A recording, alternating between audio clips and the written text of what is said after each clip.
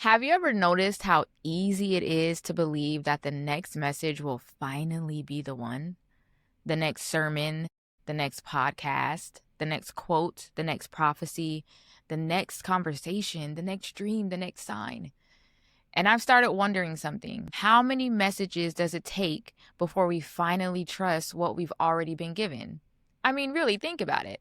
How many sermons have you listened to? How many books have you highlighted? How many podcasts have you saved? How many journal entries say the exact same thing? And I don't think most of us even realize we're doing it. It just feels like staying open or staying spiritually fed or staying ready. Today, I want to talk about what happens when the search for the next message becomes the reason you never do anything with the last one. Because here's what I've had to tell myself in this season, and I mean it. You don't need a new message. You need to trust what you already know. Welcome to Renovating the Soul. I'm your host, Alexandria Robinson, and this is a podcast about the real, unglamorous work of becoming. The work that actually requires something from you. Hard questions, honest answers, and the willingness to look at the foundation you were handed and decide what you want to build on it. That's what we do here. So wherever you're coming from today, I'm glad you're in it with me. Let's get into today's conversation.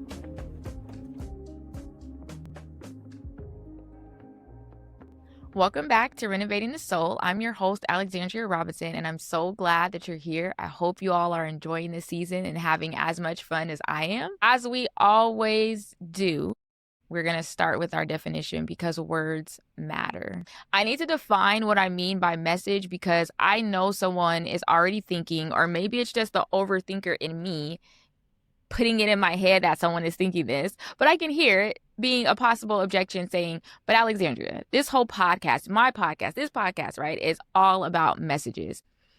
Especially if you listen to this podcast the way we're talking about today, constantly waiting for the next episode instead of living the last one.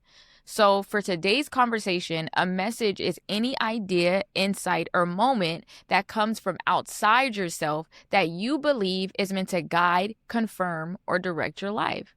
So as I said in the intro, that could be a prophecy, it could be a quote, it could be a sermon, an Instagram reel, an affirmation, a dream, your zodiac sign, astrology, or like a sign, that anything that you look to for direction or confirmation. And I'm not talking about studying or building knowledge or reading good books or developing wisdom over time, because those things require thought, wrestling, and learning. And that's just a different conversation entirely. And I want you to hear me because I'm also not saying that messages aren't real. They are. I believe in them. I've had them, right? And I think most of us have experienced moments where someone said exactly what we needed to hear, or a quote landed at the perfect time. I've experienced that too. And I honestly, I treasure those moments. This episode isn't about dismissing those messages or those moments. It's about asking what happens when the search for the next message becomes the thing keeping us from acting on the ones we've already received or what we already know, right? Because every new condition that we place on moving forward becomes another opportunity to stay exactly where we are. And here's where this gets personal for me because I know this all too well. Growing up in church, I was surrounded by prophets, right? And people who, spoke words over your lives and, all of that. But I was terrified. I was terrified of these prophets that would come. And when I was a little girl, I would hide under the pew at church. So in my family church that I grew up in, we had these long yellow pews with like wooden backs, and there's this little edge. So you have the bench and then you have like an edge here and an edge here. And I would hide. I was tiny enough to hide on that little edge when the prophets would come to church because I was terrified. I would hide so that they couldn't see me or that they wouldn't be able to like call me out because that's what was happening. I was scared that they would tell me something bad or was going to tell my parents something bad. I was scared to be pushed on the ground because if you know, like I didn't want them to touch me. I was just terrified of it. And it's funny to me now because I'm like, as if they had anything to say to a little girl in elementary school anyway, right? But that was just the fear in me. That's just kind of what my perception was. And you also, if you didn't grow up in this way or you didn't grow up like in a charismatic church, I really want to paint this picture because the prophets were always so performative and dramatic. Like, first of all, Black people in general are very performative and dramatic. But to be in a church setting with these prophets who are said to have like this word from God and this higher knowledge, it just took it to another level. And there was one prophet that would come, and I was scared of him the most. For years, I was scared of him. And then we became really good buddies. But I was scared of him because he would come, and he's a little man in stature. And the pews they're not so far apart, but they're far apart enough that he shouldn't have been doing what he was doing. But he would walk the pews. Like, I'm not even kidding. I wish I could find a clip of this. But he would walk the pews with his little legs, like stretching. And I'm talking about he'll be stretched from one pew to the other one, like walking through with the mic, preaching and prophesying to people and laying hands. Like, for a little child, that's terrifying. Like that, like, what are you doing? Why are you doing that? And it also felt like these prophets, they had power. Like, they themselves had power to make you physically do something, right? Which is why I didn't want to be touched, or to say things over you, whether they were true or not. And in our church, the way that it was is that it's not a big church. So you maybe had 40, 30 people. And usually when the prophets came, they were middle of the week services. And so everybody got a prophecy. You could stand in line, right, and get your hands laid on and a word. And so it just felt like the prophets had this sort of authority. So, and I say that because as a little girl, I think that's what I was afraid of without being able to say it, that whatever this person said had to happen or couldn't happen or whatever, like them acting like that, like God is making them act like this. And so I was terrified of it. And if you didn't grow up like this in church, then you might still be familiar with like Benny Hinn or seeing the prophets, the videos where they be blowing on people and making them fall out. Now I have seen a lot of stuff growing up in church. And so I have seen people do the blow and the fall and all of that stuff, but it wasn't as dramatic or unrealistic. Again, it's a family church. It's a small church. It's not hundreds of people. So there's still elements of it that felt very just normal. But what's interesting is that somewhere between the little girl hiding under the pew and being afraid and the woman I became, something completely flipped. Instead of avoiding messages, I started desperately wanting one.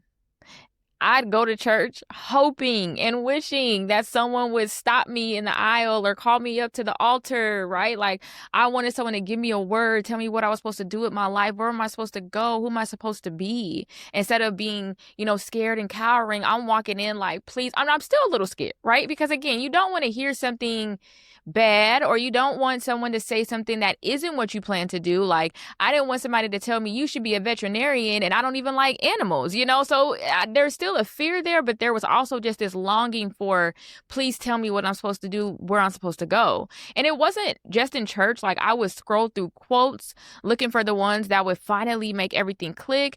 I wanted dreams that told me exactly what to do because I believed that every dream that I had meant something, and I'm a very vivid dreamer, so I used to try to pull the meaning and the messages out of every single dream that I had. And I just looked for signs everywhere and anything. I'm like, oh, it's blue, then that means that just confirms that I should eat that blueberry. Like, whatever it was, I was looking for it, right? And I think looking back on this now, what I really wanted was confirmation. Like I just said, I wanted someone to tell me that I was on the right path, that I was making the right decision, that I was dating the right person, that I was pursuing the right career, that I was going in the right direction. I think that I just wanted that assurance of, and I didn't want the redirection. But if you got redirection, then it felt like, okay, that's still confirmation that I wasn't doing the right thing and that this is what I'm supposed to be doing. And I believe that messages are real, as I've already said. And I've had moments where people said things they couldn't have known. I've had dreams that felt significant. I've had quotes that came at the right time or that just resonated with me so deep. I've even laughed at fortune cookies because it somehow fit the moment perfectly. And I on Instagram still I follow all the little pages and like I'm not big into like zodiac signs and things, but I look at what they say for Virgo or being born in August, all of those things, right? And this surprised me. Even when I got the message, it was almost never enough. Instead of bringing peace, sometimes it made me even more anxious. because now I had one more thing to interpret, one more expectation to fulfill, one more thing to wonder if I was getting right. And like I said, for a long time, I believed that every message had to mean something. That if it came in my path, that if I seen it, that if someone said it to me, then it had to have meaning, even when it didn't align with what I already knew to be true about myself, about what I wanted, right? Like I said, if someone would have told me I was supposed to be a vet in that season, I would have found a way to force it because that's how much I was trusting the messages and how much I was seeing every single message as something for me, right? And then I realized that if I was always searching for the next message, I never had to do anything with the one that I already had. And we can see this, right? Messages aren't new. They've been around for a long time. And when I say messages, I'm going to talk more right here about like forms of communication, but within these forms of communication still come the messages. And so, we don't mail stuff as much as we used to. We mail stuff like products, but I'm talking about like written letters, that you get in the mail. Or when I was little, you used to be able to sign up for, like, if you got something off a cereal box, you can sign up to get the message, the hidden message, or whatever, and they would mail it to you. Anyways, I'm saying that you could have got messages in all kinds of places. You could have got them in magazines, in the newspapers. They used to have like well, and I know there are still newspapers, so I don't mean to say this as if they're not around. I just mean they're not as common, where you could only get the newspapers. You're mainly communicating by mail and not by phone. That's kind of what I'm meaning to say. And so in the newspapers, they used to have, quotes, or people used to write in to people too, to like ask them questions, and then you would have somebody that was responsible for that section of like responding back to you, and they had different names for it depending on where you lived or what newspaper you subscribed to. You used to look for messages in talk shows. Talk shows now are not as big as they used to be. The talk show used to be the center for your message, for like your next moment, for like what you're supposed to do with your life. Even if you weren't the person on the talk show, you're watching other people spill their drama, their gossip, their family troubles, their personal issues, right? And then in there was like this message that you can take away.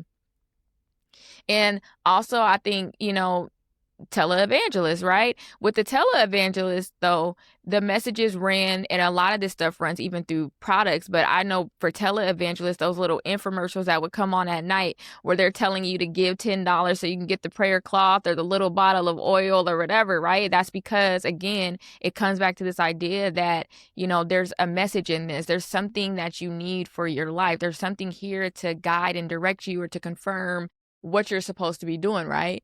Now, while these forms of communication and messages have been around since, the beginning of time, the internet has made these messages more accessible. Because like I just said, when you had to mail a letter, you had to wait a little while before you got that letter, right? Or if you got somebody to mail you the thing, get something to mail, it took some time. But now we have this stuff in the palm of our hands. And I say the internet because it's not just social media. It's forums, blogs, websites, online journals, it's the internet. We're inundated with messages right in our laps, on our laptops, right in our palms. Like, they're everywhere, right? And it doesn't matter if you're looking for it or not. And I want to make this clear that consuming a lot of messages is not the same as receiving the message. Because you can feel spiritually active or emotionally charged without taking a single step. And that's sometimes what consuming a lot of messages does for us. It makes us feel like we're doing something, but you can feel fed without being nourished. More doesn't equal healthy. If you consumed every message you came across this week and acted on not one of them, then you didn't receive those messages. You just used them to feel better. Some seasons of our life make us more vulnerable to this than others. When your back is against the wall, when things are uncertain, when you don't know what's next, when you're in this messy middle, like we've been talking about in season 3, that's when the pull toward the next message gets loudest. And I want to caution us to start paying attention, because the entire industries are counting on us to stay in this pattern. And here's where we're going to zoom out, and I'm going to give you guys a little Alexandria rant, something that, breaks my heart to see people falling for, but that, I'll tell you guys my story in a second. But I would say that these industries, they want you to stay in this place of vulnerability and longing and and thinking that your back is against the wall, so you need something from outside of you. And I don't think that all of the industries have ill intent. I don't think that every person within certain industries has ill intent. I think some have done great work, but I've also seen others harm, right? But every industry built around transformation has the same temptation to convince you that your breakthrough, that your moment, that your next level is just one purchase away, or one more book, or one more conference, or one more course, one more coach, or one more message. And raise your hand if you've been a victim of Regina George. Yes, it's a Mean Girls line. But yeah, it's like, raise your hand if this is you. It's me. Like, I bought the workbooks, y'all. I purchased the online course. I have filled notebooks with pages of notes. And I would say that one of my most vulnerable times was early marriage 2020. And I bought this online course to do marketing for my brand, and it sucked. I was going to put it like that. I was definitely bamboozled. And that's when the cover started coming off my eyes, that I was like, these folks be on this internet lying. Like, they be. And it's funny because a lot of us have that same experience, but you don't see people go on to say, like, warn them or be like, don't do it. Because I think for me, and I think I could imagine someone else might felt this way, you kind of ration it as, well, it didn't help me, but maybe it's helping someone else. No. They just taking your money, and they're trying to sell you this idea again that, like, this is what you need to level up or to, become the person you want to become. And so it wasn't just buying that course, but I was reading books by this one lady. And I mean, that was probably one of the seasons where I was like so longing for it. But in general, I would want to go to these conferences. I would be looking up ticket prices and flights and hotels. And I would be convincing myself that maybe this would be the thing that finally changed everything.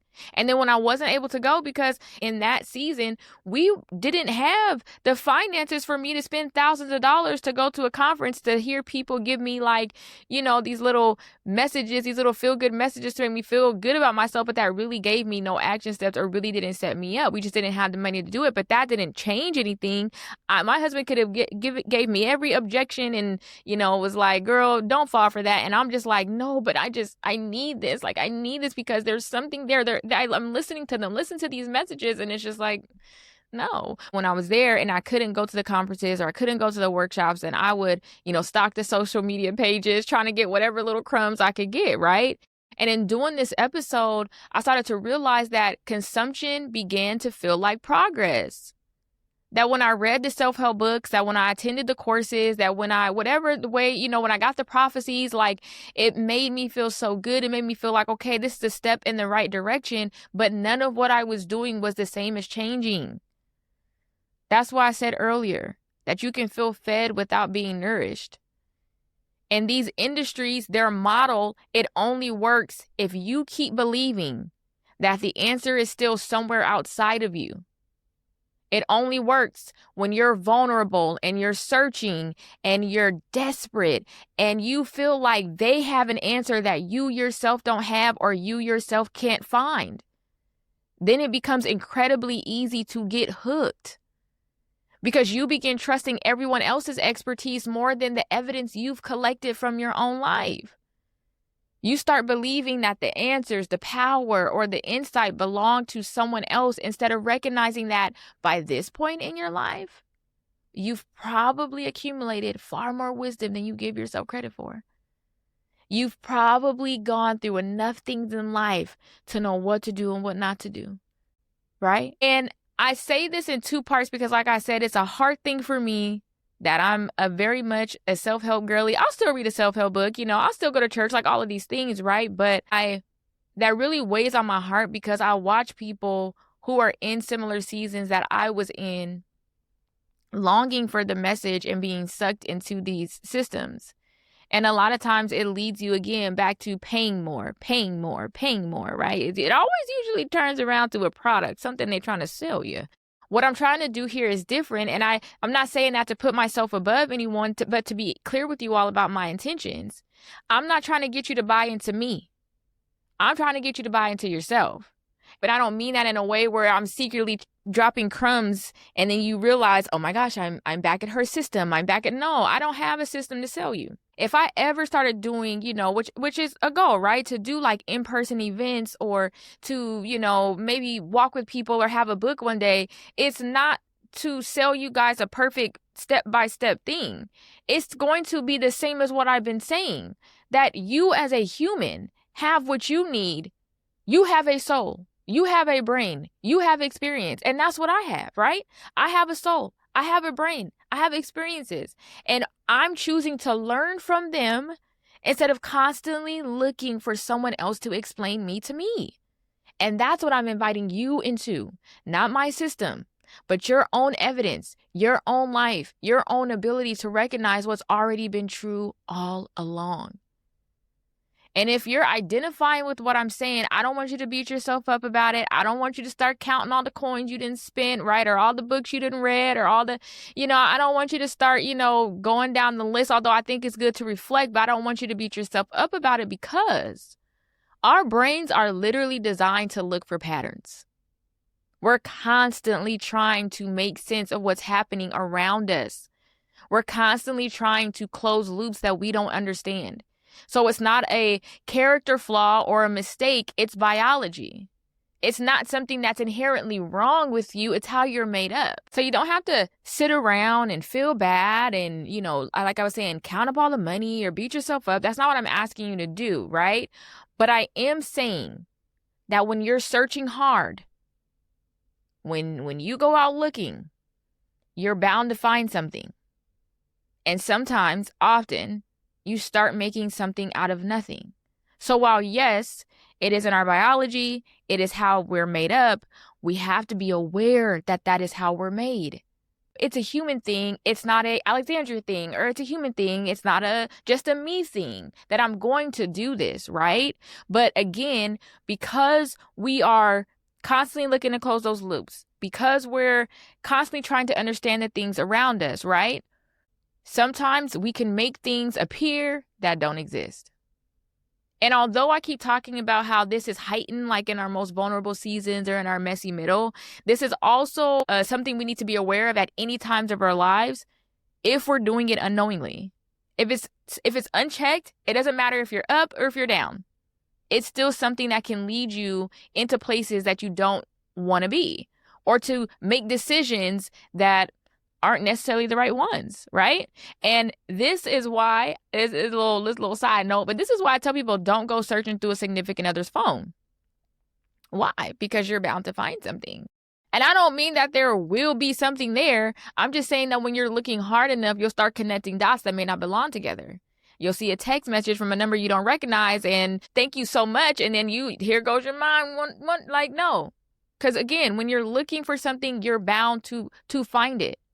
And this happens all the time in our lives, right? You see positive signs. Oh, and I feel lifted. Then you see something negative, right? Or a hiccup happens in your life, or a setback, or something goes wrong, and then suddenly that feels like a sign too. Does that make sense? Like you could see, okay, you got this job, and you're like, oh my gosh, it's a sign that my life is in the right direction, right? Something happens in your life, right? A loan doesn't go through, or which is true for my experience when I was at Clark Atlanta, right? You're struggling to get into school, and it feels like the struggle is a sign that you shouldn't be doing it, but that may not be the sign.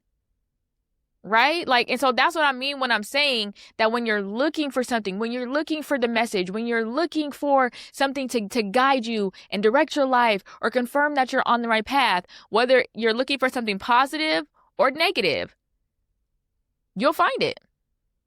Even if you're not looking for something to be positive or negative, you'll make something out of nothing. And I watched someone close to me go through this at Clark Atlanta University. He had a dream of working in law enforcement, very clear direction, knew what he wanted to do with his life. And then the obstacles came. A car accident, lost his car, his apartment was flooded, relationships that got strained, friendships. You come into college, you make friends, and as quickly as you make them is as quickly as they go, right? It was just one thing after another for him. The issue was that he and myself, the way that we kind of grew up is like, when you're convinced that life speaks to you primarily through signs, then those obstacles don't just feel like obstacles anymore. They start feeling like instructions. And because of the way that he and I were raised, right, this framework that we grew up with around signs and messages, like I, been telling you guys about, and the people closest to him started to read all of it as confirmation that college wasn't for him. Not necessarily the law enforcement path, no, but that college wasn't for him. They had already had like secret doubts and kind of didn't want him to leave, and so that was already in their mind, but I don't think he could see that at the time.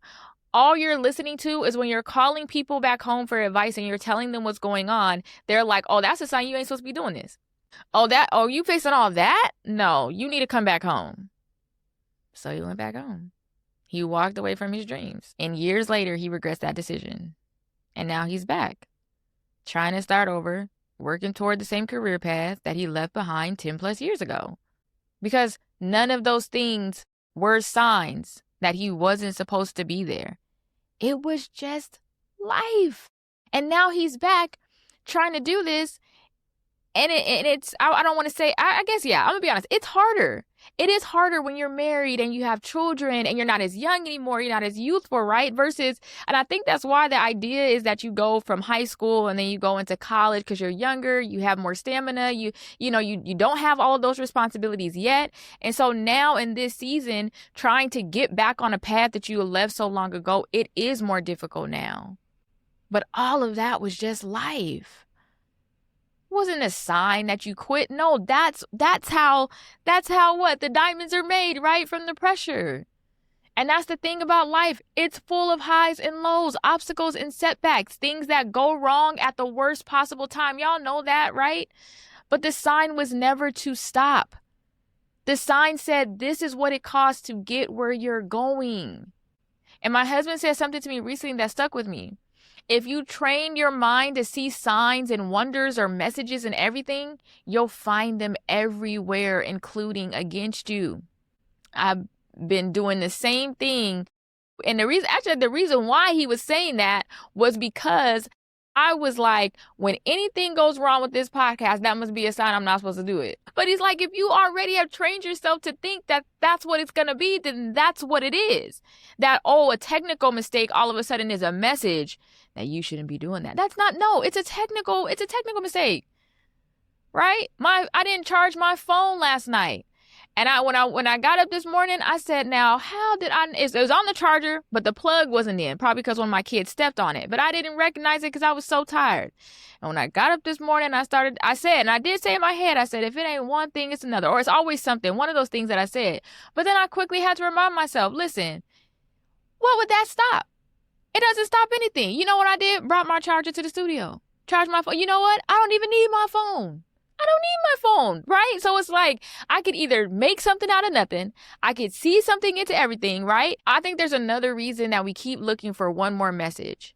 And I don't think it's always because we want certainty. I don't think that's the only reason. In fact, I don't think many things only have one reason. But I think another reason is that certainty feels lighter than responsibility. Because if someone else tells me what to do, if the prophet tells me, the coach tells me, the mentor tells me, the expert tells me, then I don't have to carry the full weight of trusting my own judgment. If we go back to me and my story of like longing for the messages and looking for the prophets and reading all of the quotes, right? If someone had told me what to do, then I didn't have to carry the weight of trusting myself. If I was wrong, it really wasn't my decision. I was just following the message. And if it works, wonderful. If it doesn't, well, they told me, they did it, right? Like, it's on them. And I've had, messages, like I said, come and things be said to me. And then when it didn't happen, I was like, well, I didn't say it to myself. I didn't ask for that. So almost longing for the message is bigger than just wanting the certainty. It's easier to take the certainty than it is to take the responsibility. But eventually, that responsibility has to become yours. And for me, it had to become mine too, right? That instead of seeing a setback as a cosmic message, it's a setback. You fix what you can, you learn what you need to, and you move forward. And the thing is, the anxiety of the unknown future doesn't disappear because someone tells you what's coming. Remember I told y'all when I would get those messages or somebody would give me a word, a prophecy, a quote, it felt like more pressure, more anxiety, more even frustration because now I'm trying to interpret. So what do they mean? What does this mean now? What did that dream mean, right? Like, so it doesn't go away. The anxiety of not knowing what to do next or wanting direction in your life, it doesn't go away just because someone tells you what to do or what's coming. No, it begins to disappear when you trust what you've already been given, what you've already endured, and what you've already learned about yourself. So if the messages aren't the answer and chasing confirmation is costing you, what do you use instead? You return to your evidence. And when I say evidence, I mean the receipts of your own life. The things you've done, survived, chosen, and built. You could call it proof. You can call it testimony. It's what you know from living your life. And yes, through living life, you will find out, you know what, I actually don't want to do that. You know what, I actually want to do this instead. You know what, through trying this thing out and it's not working, or I go and I do a pottery class, I realize I don't like it. I took a bartending class, I just did it willy-nilly, found out I'm great with my hands. It's not surprising, but it was just like, oh wow, never thought that bartending would be a thing. Like, you learn and you gather your evidence as you live your life. By the time most of us are adults, we have evidence. Real evidence, not just about humanity in general. We talked about that in the last episode, but I mean evidence about you specifically. Evidence of who you are and who you're not, what you like and what you don't, your highs and lows, the general direction that you want to go in, the evidence that even when life doesn't go as planned, you learn from it, you pivot when necessary, and you keep going. One of the things that I got caught up in too when looking for a new message was also searching for my purpose. And this is something I'm only going to tease here. I'll have to come back and talk more about it with y'all later. But in this search for my purpose and people constantly telling me, you have to find your purpose, you have to find your purpose. And I don't mean like personal people. I just mean like all the, again, messages out there, right? The conferences, the books, everything's geared toward this like purpose thing. My brand was called Purposely Royal. I think I've talked about this a little bit before. And this search for that purpose distracted me more from actually living, from actually just doing. Because I was constantly like, what is my purpose? What is my purpose? I got to find my purpose. I'm looking for my purpose. I'm searching for my purpose. I'm listening to all the workshops, trying to find my purpose. But then I never got out and actually lived to figure out, what do I want to do? It wasn't until actually living, actually getting outside, actually trying stuff that I got, again, like we're talking about, the evidence of like, oh yeah, I want to do that. No, I get to choose what I want to do. Right? Because again, we talked about this with law school. Not getting into law school could have been a sign and a message to me that, oh, and I almost went there, y'all, but I came back. But it could have been a sign and a message to me that, okay, this isn't for you, or you're not going to be a good lawyer, or this was never meant for you, right? But that's not what it was. It's life. It's a rejection. It's a setback, right? But again, on the other side, it's time. Right? And guess, and I've learned so much from even doing it the way that I did, that now going into it again, if I decide to go into it again, I've collected the evidence, the data about what do I want to do? How do I want to do it? How do I want to show up? Right? That I don't have to take it as, oh, that's not my purpose. That's not meant for me. No, I get to decide that. I get to decide that based on the decisions that I make in the life that I live. And I want to say this next part with love and with holding your hand. This only works if you're being honest with yourself. I am not asking you to lie, because evidence isn't the story you wish were true. It's the story that's there when you look at your life with clear eyes. That means that not everything is good, and that's okay. And when I say not everything is good, I mean that you haven't always made the right decisions, that you yourself have gotten you into places that you shouldn't have been in. It's still evidence. That's why we do the work we do on this podcast, so that when moments like this come, we know how to look at ourselves honestly, not trying to create the person that we want to be, but being honest about who we are and who we've been. That doesn't mean you can't work towards being a better person or even a different person. But you have to acknowledge that right now, that's not who I am. Right now, I'm not the person that always had good judgment. Right now, I'm the person who always sought after the messages and never did anything with the last one. And that's okay. It's still evidence. And I think part of where we've gotten confused is that we've been taught to look for evidence in, I don't want to call it like wrong places, but let's just call it different places.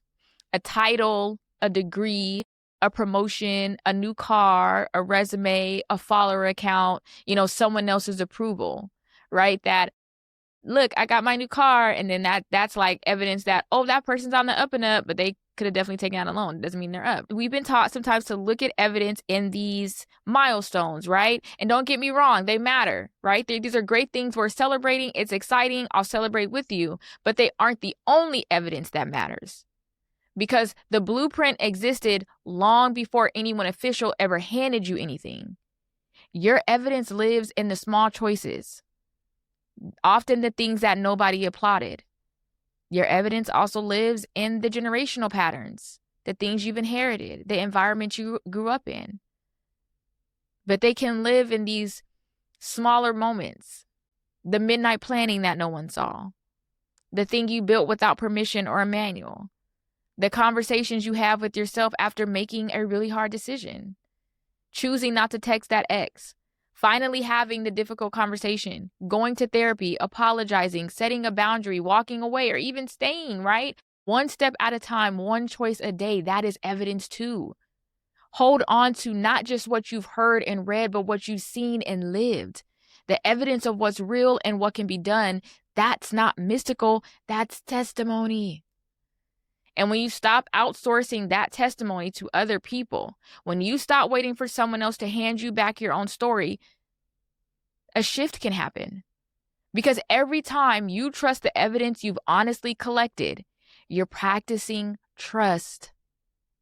And maybe that's kind of what this has been about all along.